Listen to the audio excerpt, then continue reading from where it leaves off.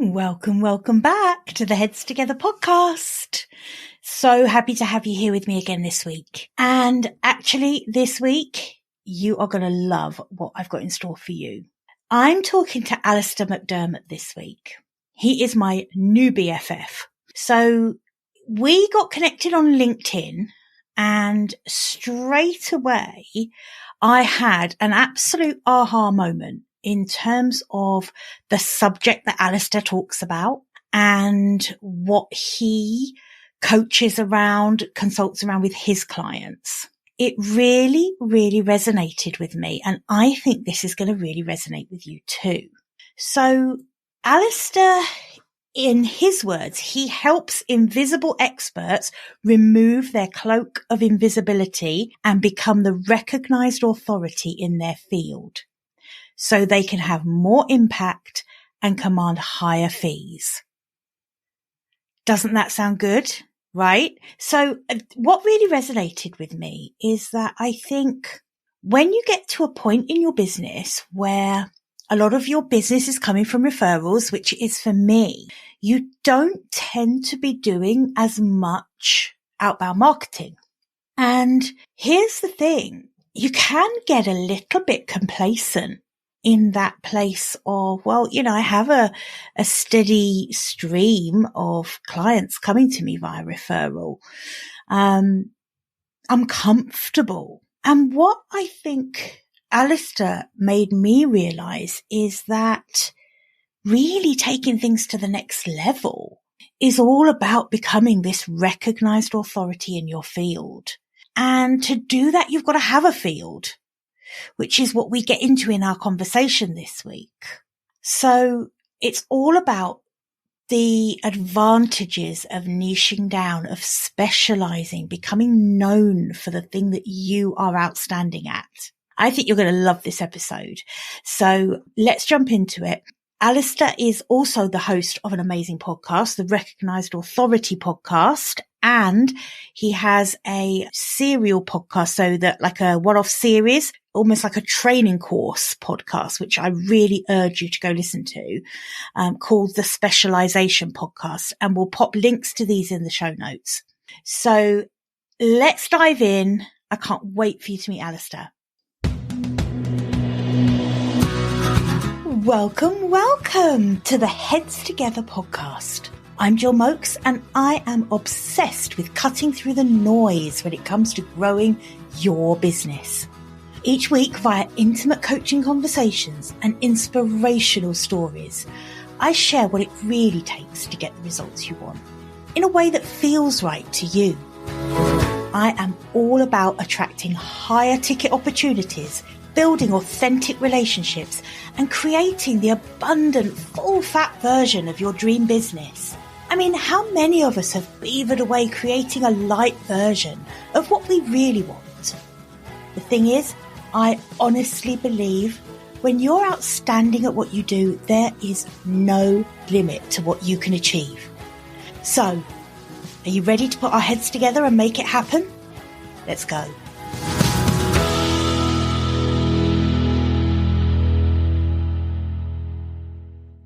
Alastair, welcome. Thanks for joining me.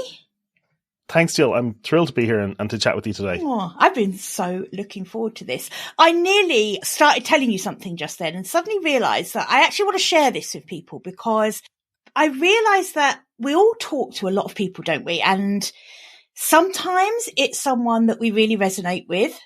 And sometimes it's just a conversation, and that's good too. Sometimes it's fairly interesting, but you're not as invested. But since we met through LinkedIn, actually, wasn't it? I think. Yeah, I think I heard you on another podcast, or I found your podcast somehow. Yeah, that's it. And we exchanged a few messages on LinkedIn. And you are someone who talks about something that absolutely captivates me and is almost like a missing piece in the puzzle in my head when it comes to entrepreneurship. So I was so happy when you agreed to come on the show, because I think this is going to be of massive interest to my listeners. So Will you tell everyone a bit about what you do? Because I know you will tell them way better than I will. Okay, well, I'm an entrepreneurial consultant type.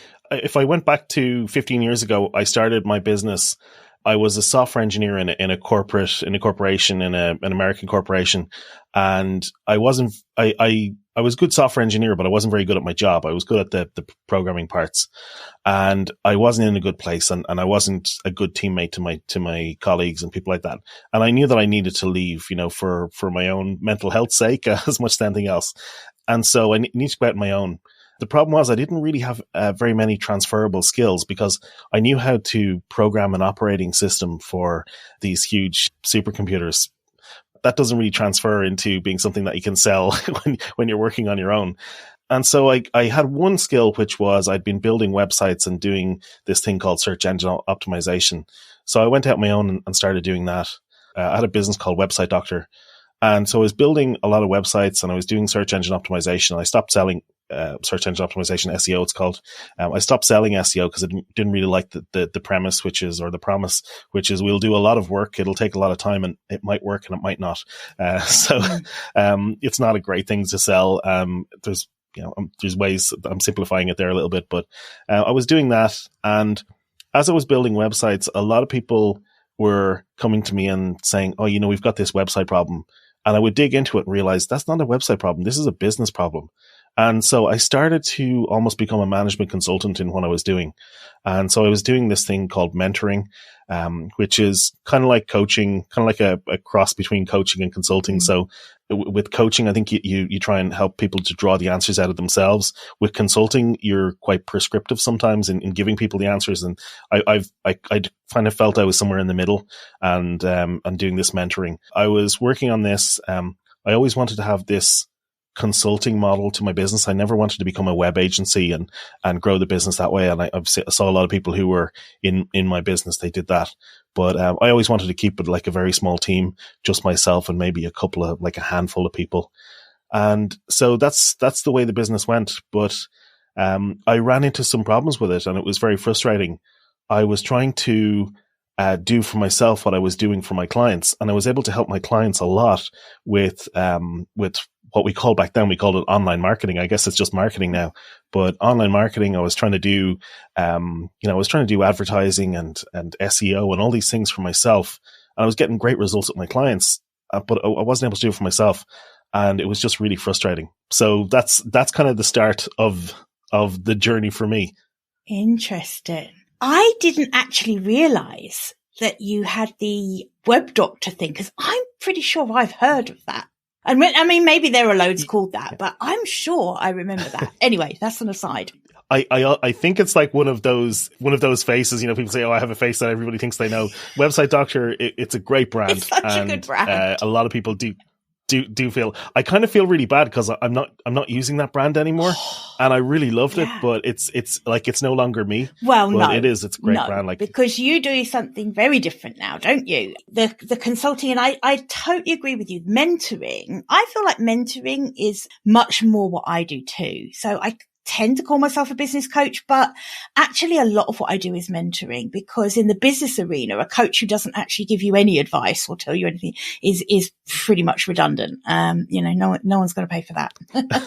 So tell me about how that pivot happened, going from that software world and SEO world into what you do now, because what you do now is really I feel like it's quite a bespoke part of marketing that you work in.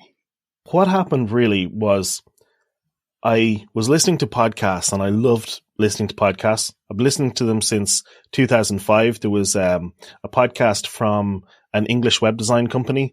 Two guys, Paul Boag and Marcus Lillington, had a podcast called Boag World. And I used to listen to that all the time. And I loved that. And I got really into podcasts from the moment it came out.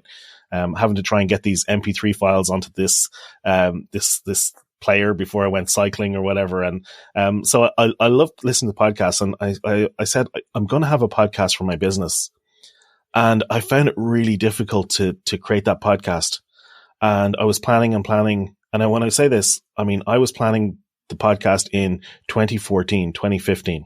I found my old notes, and I didn't launch it until 2020. So, actually, sorry, 2021 is when I actually launched. I was recording in 2020, but 2021 was when I really launched it.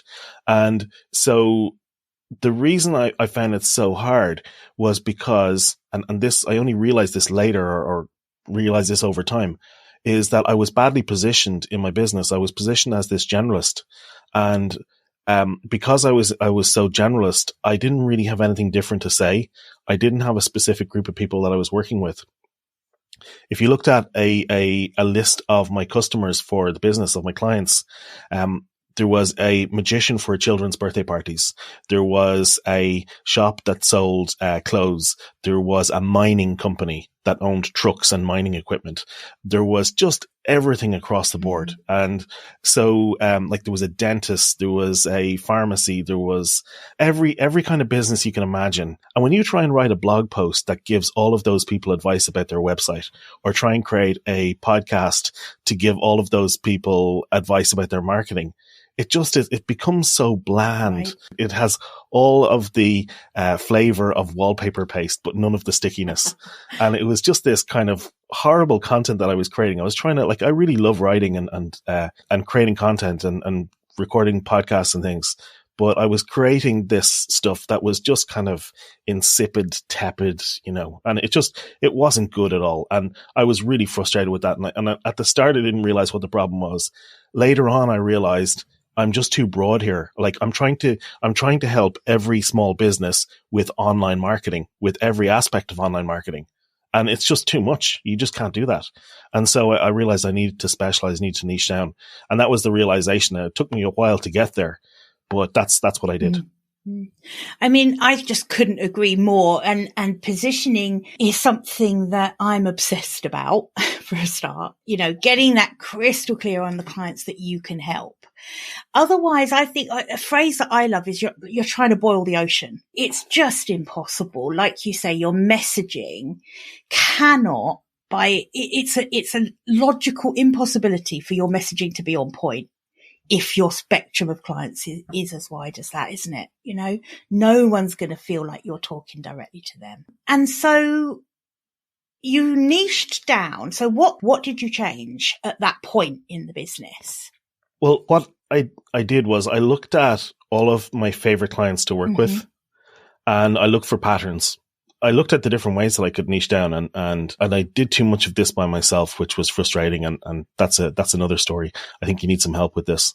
I put down all of my current clients in a spreadsheet. I put down the value of the single highest value project that I had with them, because they were different projects. So I just picked one project for each one. And I sorted them in different ways. I added in columns like what industry were they in, how big were they, how good were they to work with, would I work with them again, that type of thing. And I ranked them. And I looked at that spreadsheet many times and trying to figure out patterns. And I eventually realized that I liked working with people who were kind of a little bit like me. I liked working with people who were independent experts, independent consultants. And because they're very smart people, but I also felt that I resonated with them. I could talk to them both from my expertise, but also from my experience. And so I picked them, and I wanted to help them with websites because that's what my primary skill set was. But when I did some analysis and I got into it a bit more, I realized, hey, these people don't really care about their websites. And then that got interesting. I was like, well, why don't they care about their websites? And that's a whole rabbit hole we can go down if you want to. Oh, that is interesting. So that's really resonated with me, because I don't think I care that much about my website. And now I feel like you're going to tell me I should. Maybe. Depends. It depends on some factors. So I know that you talked to me before we hit record about, you listened to one of my episodes recently about research. Yes. And this was one of the places that I got this information from. So this was surveying a lot of people. And actually, when I was listening to that episode, so if you're listening, I'm going to put links to Alastair's podcast, obviously, in the show notes, because you are going to want to head over there after this. It is a fantastic podcast. And the episode that I was listening to, that was a bit of an aha moment for me, was that there's almost a bit of I'm drawing in the air, which is no good on a podcast, is it? but it's like when you're at the beginning, a novice, you call it novice. When you're at the beginning of your journey, you kind of need to build people's trust. So you need a lot of kind of good content. Then there's this bit in the middle of your journey, which I would class myself as I am someone who doesn't need to do a lot of outbound marketing because virtually all my clients come to me by referral.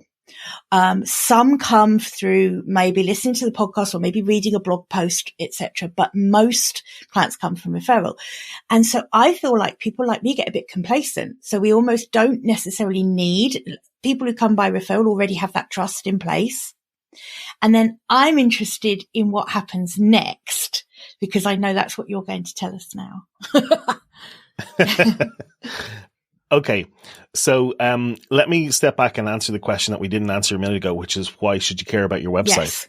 Yes. I see this this journey to authority as having these 4 stages. There might even be a 5th stage, but I don't want to complicate the model. So let's just go with 4. So everybody starts out as a novice, and you can be really smart. It doesn't reflect on how smart you are or anything like that, but everybody starts out, you know, at ground level as a novice, and then people go on to be experts and they become this generalist expert. So they're really good at lots of different things.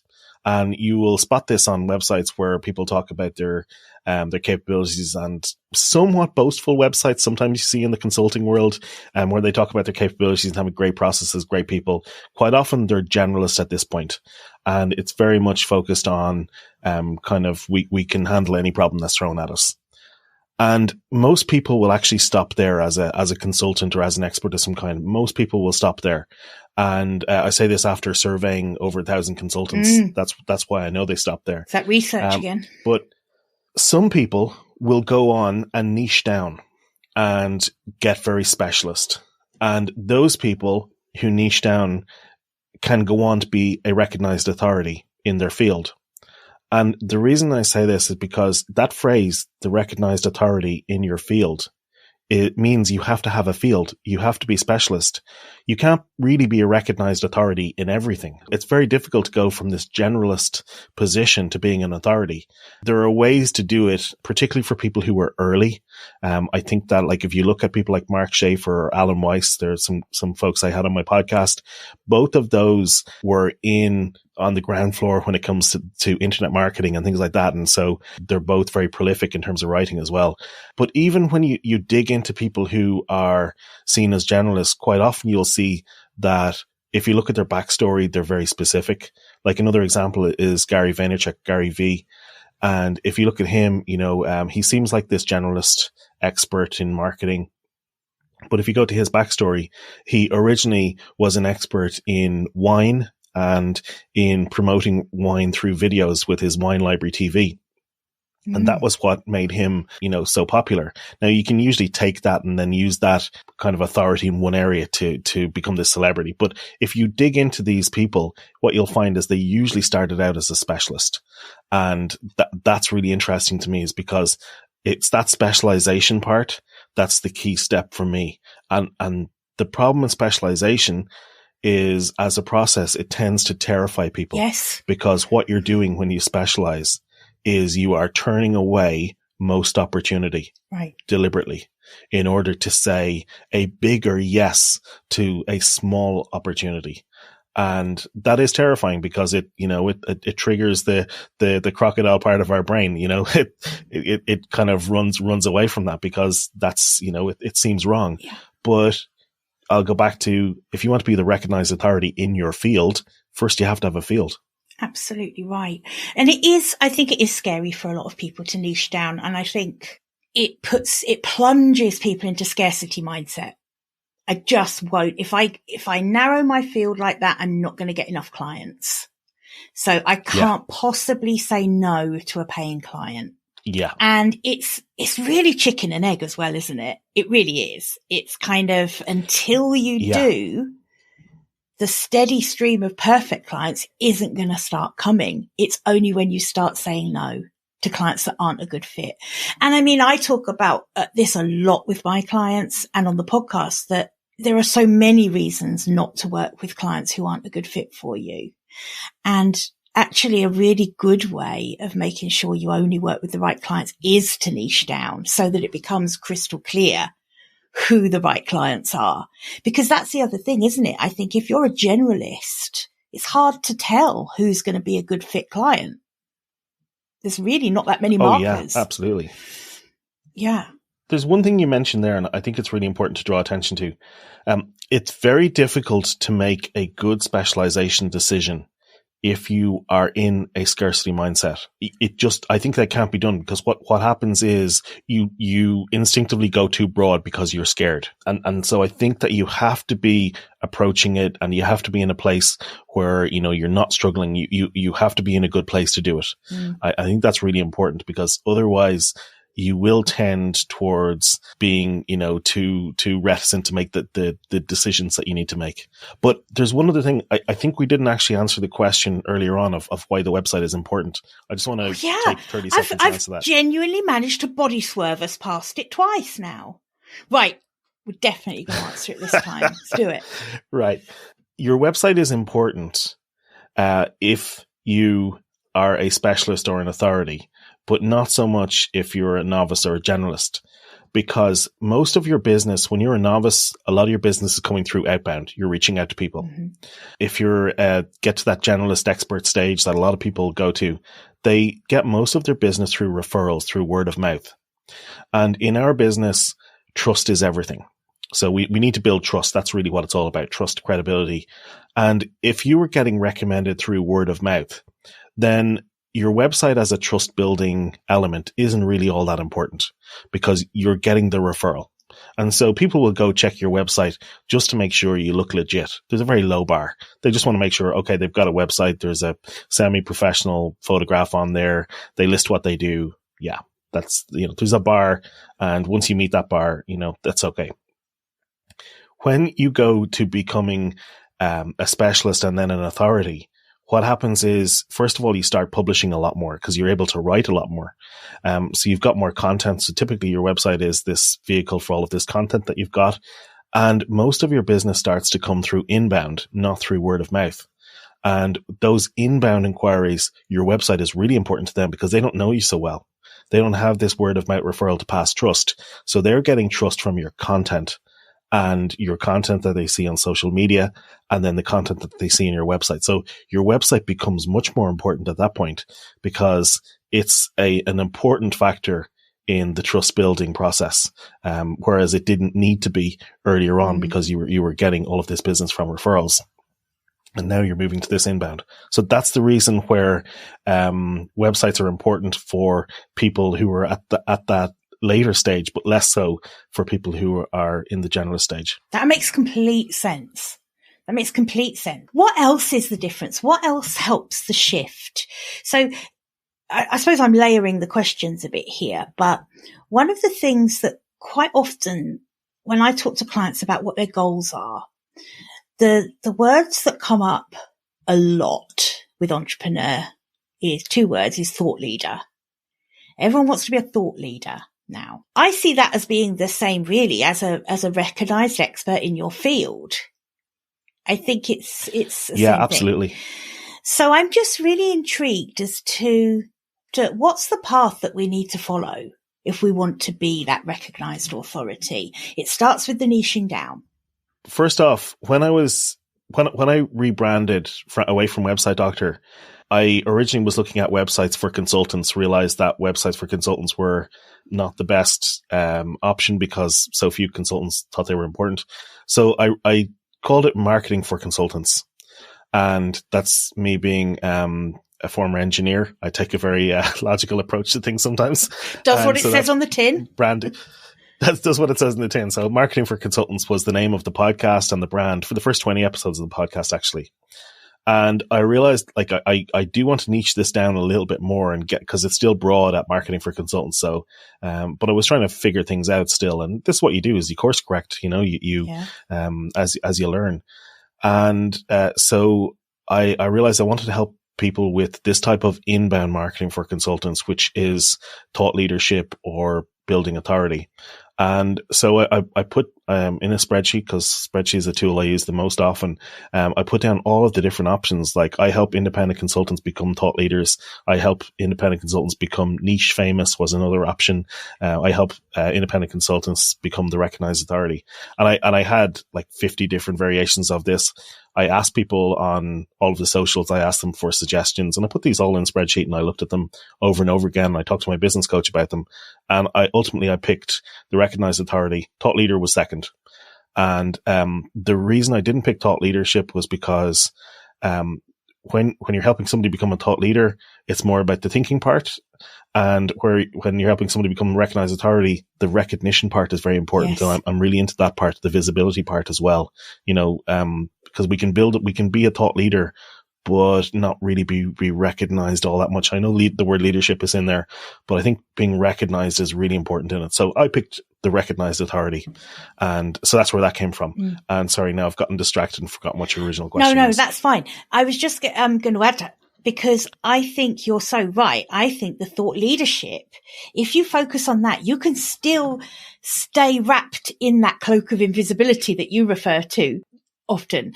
And I think that's true. Whereas becoming a recognized authority by its very nature is the visibility part, isn't it?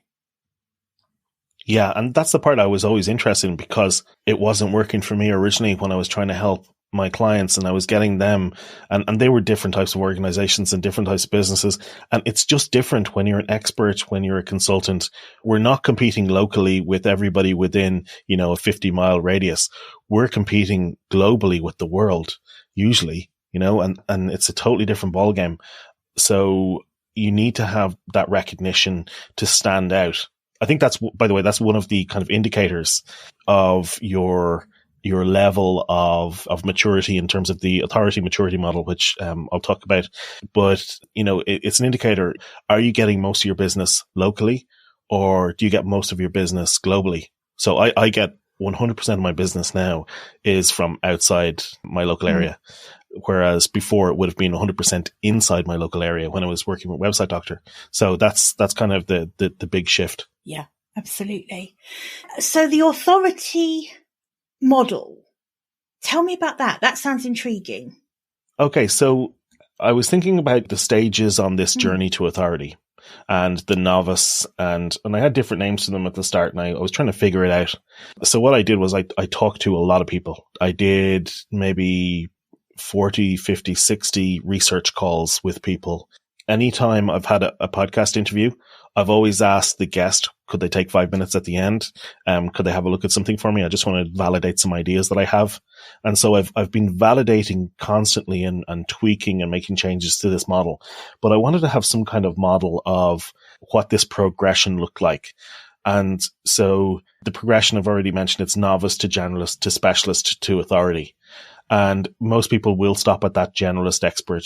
And at that point, they're still usually fairly invisible, but their level of success really will depend on the amount of networking and referrals that they're doing. And so once I had those different categories or stages, what I wanted to do was I wanted to look at all of these different elements, like visibility, source of business, how specialized they are, the range of work that they're doing, what kind of pricing tier or pricing type they're doing. And I started seeing, because I was seeing patterns, and this is something David C. Baker talks a lot about when you specialize, is that you start to see patterns. You just start to get this deeper expertise that you don't get when you stay a generalist, because you're not working with the same types of people and the same problem over and over again. And you just develop this much deeper understanding when you become a specialist. And for me, this was one of those things. This is one of those patterns. But I'm going to share my screen here with Jill, just so that she sees what I'm talking about here. But we will talk about it, and I'll put a screenshot of this in the show notes for you, Jill. Perfect. But this is the authority maturity model, which is kind of a representation of this journey to authority. Let me see. So that we have these stages: novice, generalist, specialist, authority. And then what does it take, for example, this is the thing I was really interested in.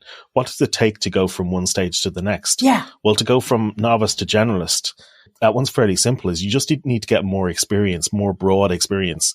because in order to become a generalist and become that expert, you just need to get miles under your belt. But it takes to go from generalist and take that next step to specialist. You have to niche down. You have to specialize. And that is the tough one. I think that's the hardest step in the whole thing. And I kind of visualize this as a mountain range that you've got to find your way through. And there are different paths through it, but it is tough. And it's easier if you have somebody to help guide you. And that might sound a little bit self-serving. I understand that.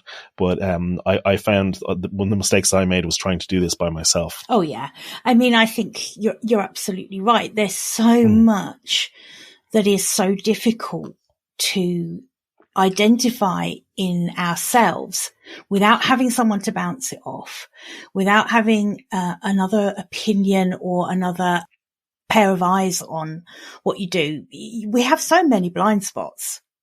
Yeah, I think David C. Baker has this in his book. It's hard to read the label from inside the jar. I don't know if that's originally from him or if that's older than that. I think it's just, it is. It's really difficult. We need some sort of. So what I say to people is, look, if you don't want to work with a coach, you can't work with a coach. At the very least, have some trusted peers who you can bounce these ideas off and get feedback from, like maybe a mastermind group or some sort of network, or, a friend who understands business. But it's really important to get feedback on this stuff and not just make the decisions in a vacuum, Absolutely. The little thing that we're going to put the screenshot of it in the show notes is, I love this because it shows the markers. It shows what the markers are for each of those levels, right? And some assessment questions. Yeah. So actually what I was doing here, and this is one of my spreadsheets, typically with all of my notes. So what I was doing here is I was trying to create an assessment, like a quiz, like one of those like personality quiz, like what Marvel character are you? Well, this is what authority level are you? The authority maturity model. And so, and by the way, the reason I call it that is because I've seen this. There's the capability maturity model, which is well known in the software world, which is this way of kind of assessing where an organization is at in terms of software development. This is just the same thing, but just in terms of individuals. And look, these are frameworks and models. They're not perfect. As engineers, we tend to put things into boxes. It's good as a kind of representational thing, and it's good too. But of course, the lines are going to be blurred in reality. But I think that this is useful for kind of showing you where you might be right now and then what you need to do to move up. I think it's incredibly useful. I really do. And I think it's an eye-opener, I think, because sometimes before speaking to you, I would have said I was definitely a specialist. But when I read some of the markers, I'm not sure if I am. I think I'm halfway between generalist and specialist. And I know that I want to be an authority in my field. So for me, looking at this, it's a pathway, isn't it? Like you say, it's a navigational tool that helps you look at what you need to be working on to move to that next level. Exactly. Yeah. And that's what we want to help people do, is move up the tiers and move to the next level, because things get a lot better when you get to that authority level. But the interesting thing is, things get a lot better in your business typically once you move from generalist to specialist. The reason for that is because you start to immediately get some benefits of working on the same types of projects over and over again. And I know a lot of people think, well, that sounds terrible because that's going to be boring, or I'm going to, there's that kind of thing. But that typically doesn't happen. Most people don't get bored, and it's one of these kind of false fears that people have around specialization. I actually have an audio course, a free audio course, which I put out in the form of a podcast, just called the Specialization Podcast. And there's 8 episodes of that, and I just talk a lot in that actually about the fears that people can encounter when they're niching down. But if you want to help with niching down, yeah, go and listen to that. There's 8 episodes. It'll take about an hour to listen to the whole thing, and it's just basically an audio course in this. But there's so many benefits in being a specialist, because you're able to do this pattern matching thing. You're working on the same types of projects. You're not learning on every project anymore. And you just get efficiencies of scale, efficiencies of working on the same things. And you start to move away from being on that hamster wheel, the hourly rate lock-in thing where people are just working on hourly rates and they're working every hour that they have, and they don't want to take any time to do any kind of marketing because they're totally focused on doing client work, and then you forget to build out your pipeline. So then you end up in this feast or famine thing. This moves you away from that. When you niche down, you specialize, you're able to charge more money because you're seen as more premium because you're specialized. And you can start to do things like productize your services to get away from customized stuff. And when you productize services, it all becomes more efficient as well. And so there's huge benefits in that. Huge. I think another benefit as well is that for me, the key thing with any business owner, I don't care how big or small, what kind of business it is, understanding your clients there are two massive non-negotiables. One is that you're good at what you do, and the other one is that you understand your clients so that you can market to them. There's a kind of like two non-negotiables in growing a business, in my opinion. And I think what this encouragement to specialize, if you want to be an authority in your field, does, is one, it helps you understand those clients. Like you say, because of those, you're repeating the same work with similar clients. So you're getting to understand those clients deeper and deeper and deeper the more you go. And I think the byproduct of that then is the other non-negotiable, is that you get better at what you do. Because every time you're doing that with those same kind of clients, you're getting them even better results. If a lot of my audience are coaches and consultants. So I know that for coaches, if you are coaching people with similar problems and you are suddenly getting such incredible results because you are starting to know with crystal clarity with every client you work with what's going to work. So I think it's twofold, that the benefits, well, more than twofold, but certainly those are massive benefits, right? Oh yeah, I completely agree with you. I just think there's so many huge benefits, and I almost forget about the benefits because people focus so much on the negatives and talking about the fears and things. Mm-hmm. But the benefits are so huge in becoming specialist, even before you start to get all of those inbound leads that come from authority and being recognized. But you definitely get a lot better at what you're doing. And I think that people who haven't specialized, who are generalist, they genuinely want to do the best for their clients.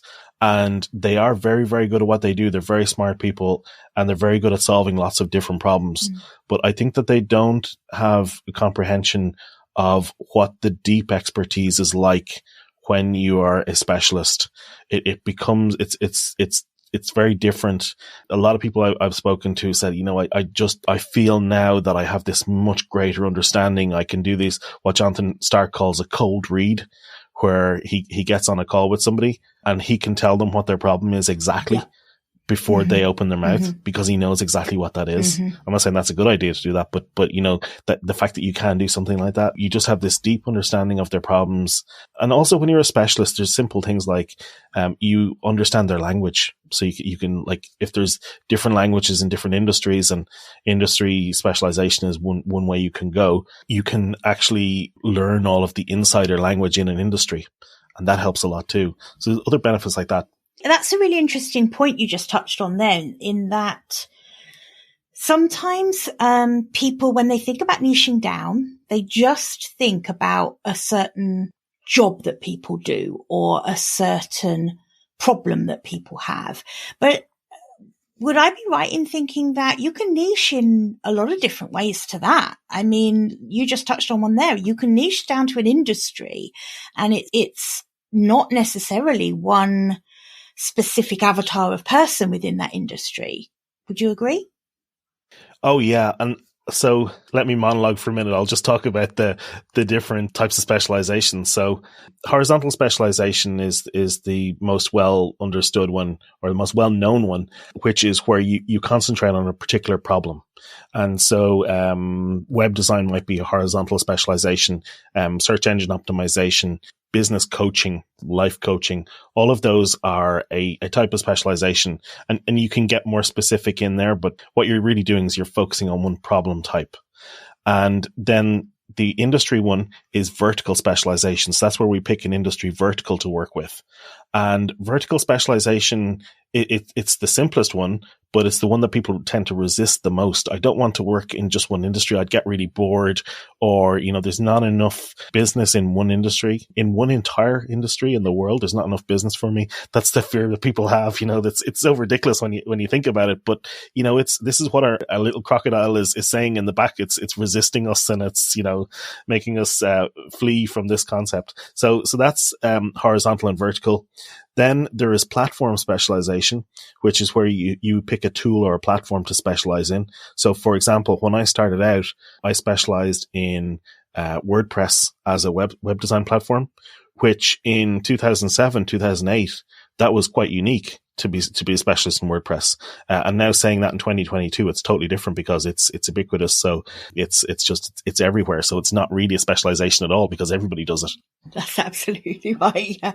There is another type of specialization, which is specializing in big companies or specializing in being big. But it's not really a true specialization, but there are big companies out there who just do everything. So, Unilever and people like that. And that's its own thing. That's kind of different. So then there's when you start to combine some of those. So, I like to combine horizontal, vertical. So you focus on this problem for this group of people or this industry. So most people, when they want to specialize, they want to choose a horizontal specialization, and they focus down on that, but they don't want to do the vertical one. Platform one has its own pros and cons. If you can get in on a platform at the start when it's not so popular, but it's going to become popular, then you can do very, very well, because what can happen is you can grow as the platform grows. And because you're early on, usually the owners of that platform want to promote you because you're one of the few people working with them. But platforms and tools tend to commoditize over time.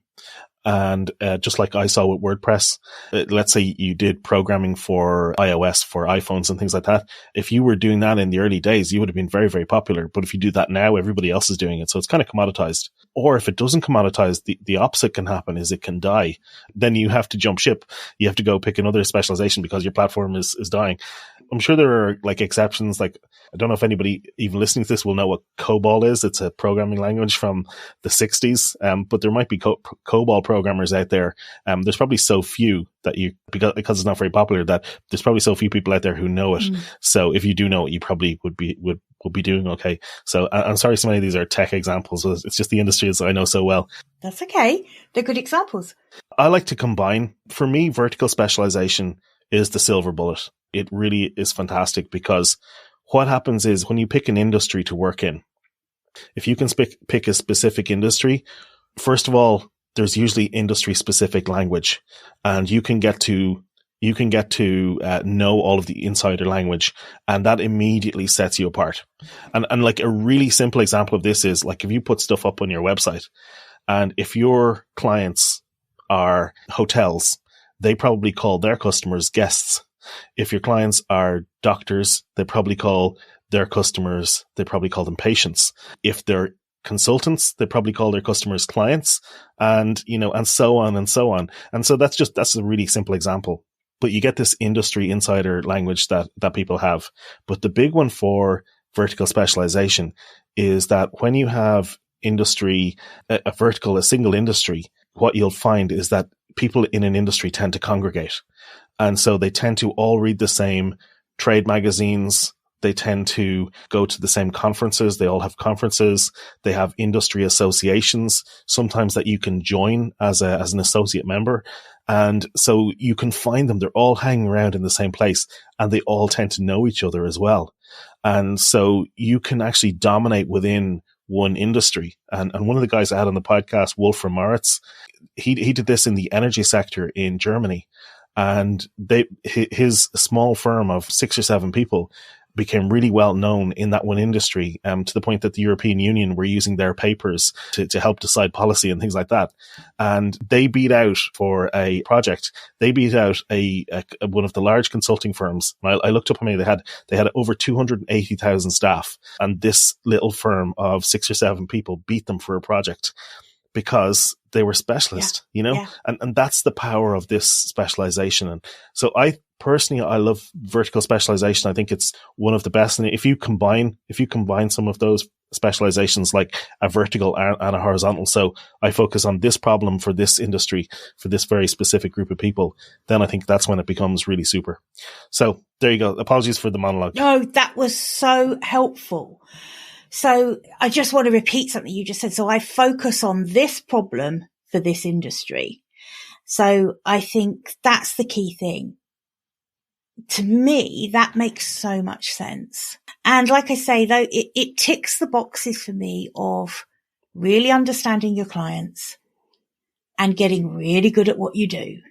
The two non-negotiables. And yeah, that just makes complete sense. I really would like to come up with some more examples of that. So say, for example, you're a branding consultant. What would be an example of a branding consultant choosing to niche by industry? I do branding for craft beer companies. How powerful is that? And there's an example. Powerful. There's an example of, yeah. And it's instantly powerful. Yeah.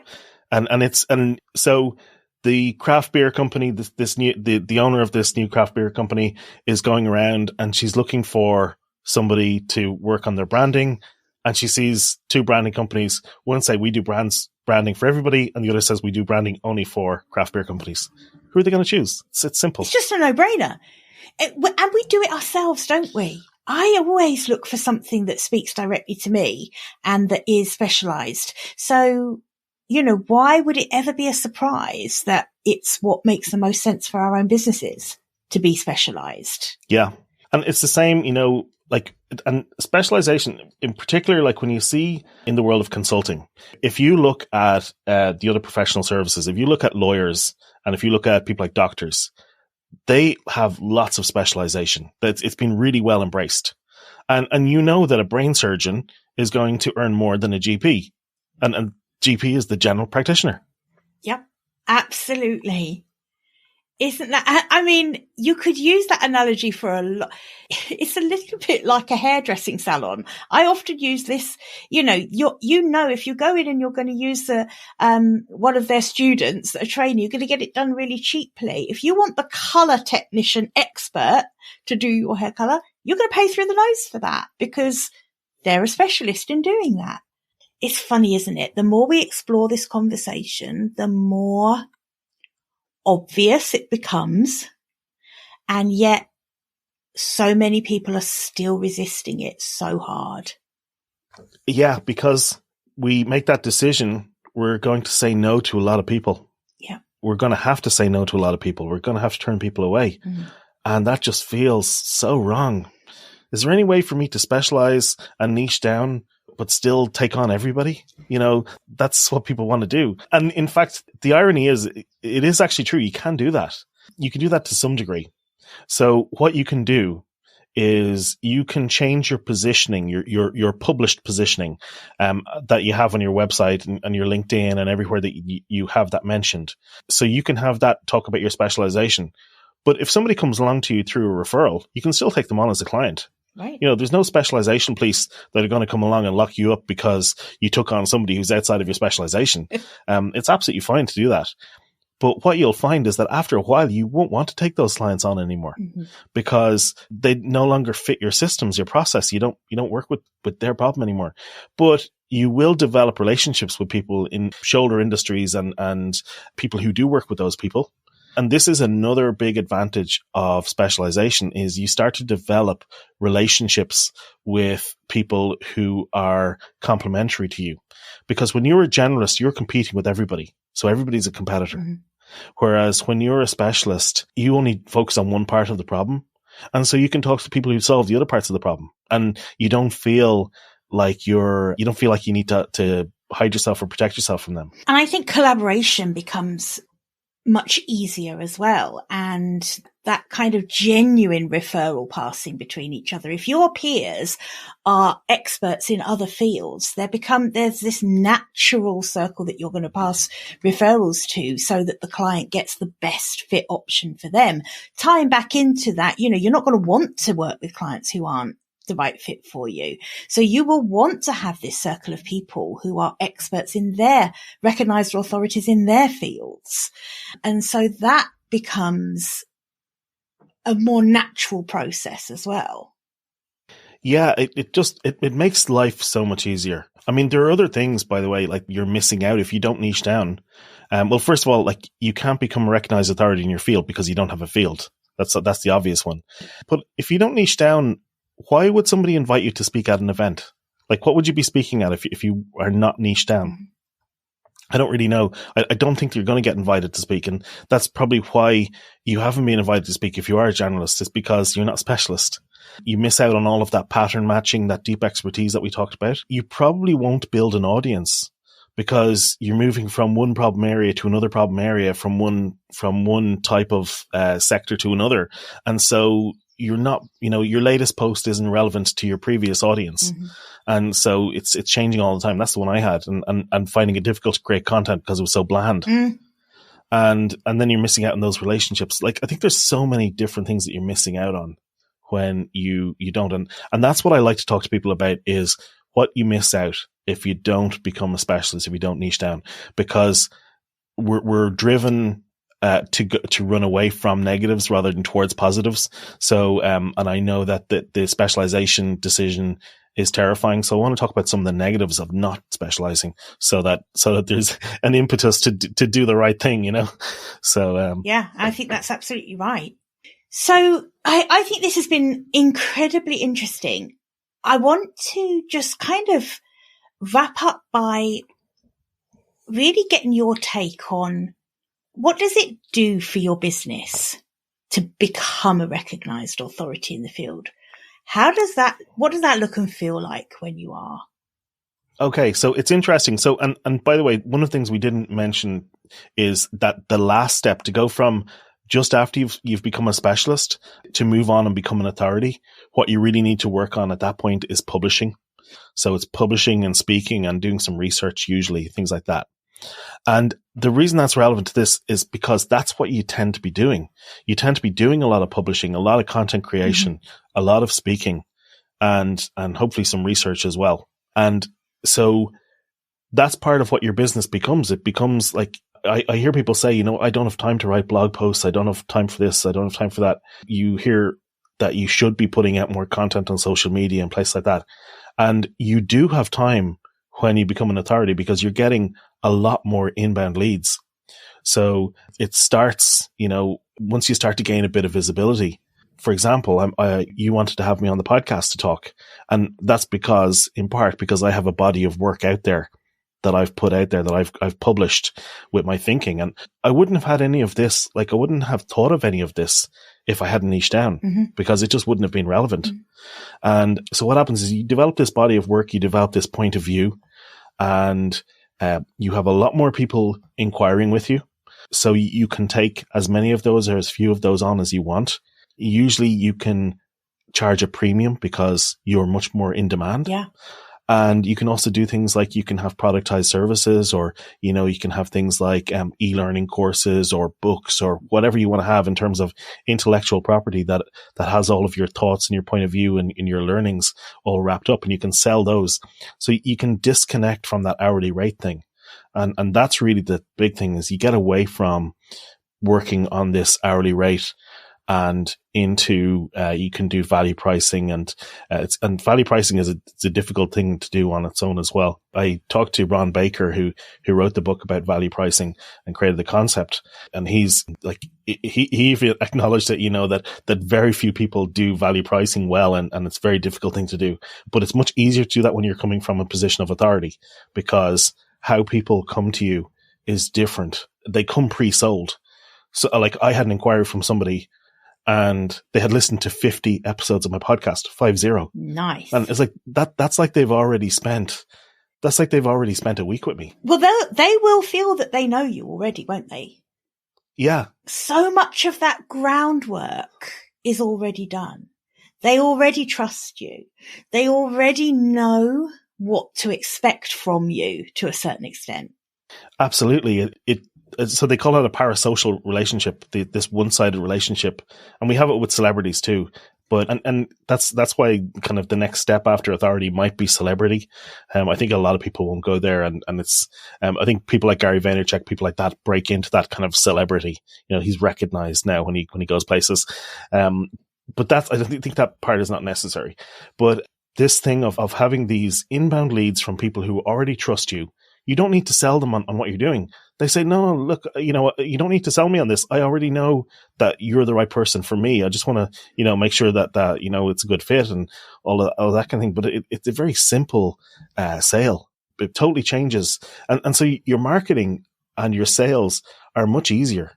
In fact, they change completely because your marketing becomes writing blog posts and writing content, writing books. And so your marketing is writing and speaking, or teaching and learning is another way of thinking about it. So you're teaching people, and then you're learning through research. Yeah. And research, by the way, it can be doing things like surveys and things like that. Research can also be 20-minute phone calls with people. And, you know, if you set up 20 or 30 20-minute phone calls with a whole bunch of different people, at the end of that, you will have enough information to write a book, guaranteed. If you ask the same questions from a similar group of people, you will definitely get enough insights it'll give you huge insights into whatever you're doing the research on. And that's not really that hard to get, is to get that many people, to commit to a short phone call with you. Absolutely. I do that periodically in my business interview, and it's something I encourage my clients to do.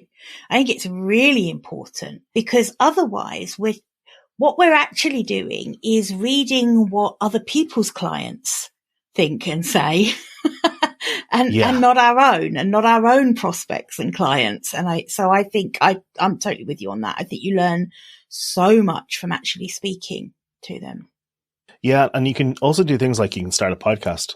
Okay. And I have now spoken with people who I never would have been able to speak with before, because I have a podcast. It gives you this platform. Mm-hmm.